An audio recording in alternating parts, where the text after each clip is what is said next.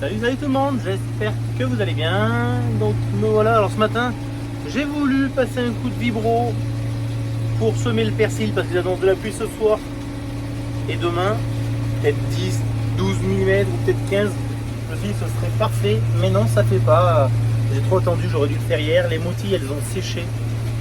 Ça fait pas de la terre assez fine à mon idée pour semer du persil. Le persil c'est une petite graine, donc je me suis dit tant pis, je le fais pas, j'attends le milieu ou la fin de la semaine.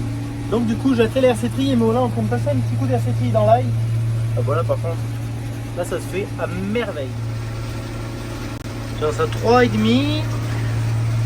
Donc j'ai bien baissé la pression dans les pneus comme d'habitude. Et regardez-moi ça.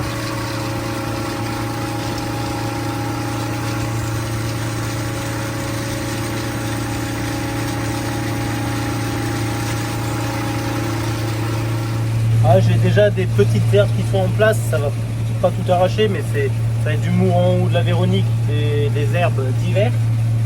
Donc quand elles vont pousser un peu plus, je pense que j'arriverai à les avoir.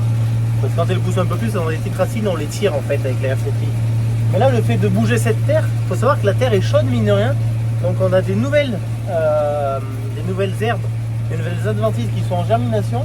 Ça fait des petits filaments blancs. Et rien que le fait de les faire bouger, ces petits filaments, eh bien, on va venir les détruire et ça ne deviendra pas des herbes. Et ça, c'est une bonne chose. Allez, je vais vous faire voir de près.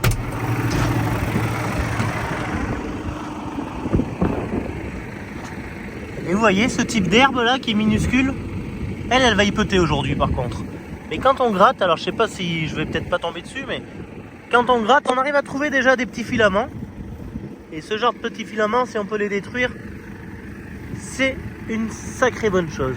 Et vous voyez cette herbe aussi là, ça c'est de la dicote. Je me demande si c'est pas un kénopode, à mon avis c'est un kénopode. Donc lui on va le détruire. Oh, ça pousse déjà, ça pousse. Désolé, il y a un petit peu de vent. Mais donc voilà, une fois passé le travail qu'on a fait, on a bien fait bouger la terre. On a ramené un petit peu d'herbe sur le rang. Ce genre d'herbe, voilà ce que je vous disais, elle n'est pas forcément arrachée. J'espère qu'on l'arrachera plus tard. Celle-là, elle est arrachée. Celle-là, elle viendra à la bineuse. Alors, il y aurait la solution de mettre la RC-Tri un peu plus agressive. Mais après, c'est au risque d'abîmer l'ail. Donc, je préfère, moi, être un peu moins agressif. À la fin de la semaine, s'il faut, je redonne un petit coup. Et puis, un petit coup de bineuse. Voilà. Ça, la RC-Tri et la bineuse sont très complémentaires. Allez, on rattaque. Là,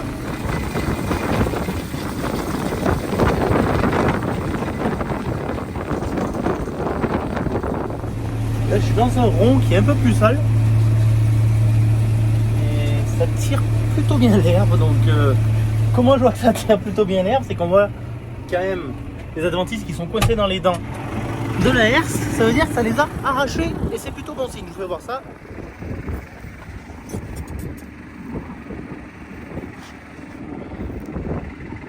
Regardez. Elles sont mieux là qu'à faire concurrence à l'ail. Hein.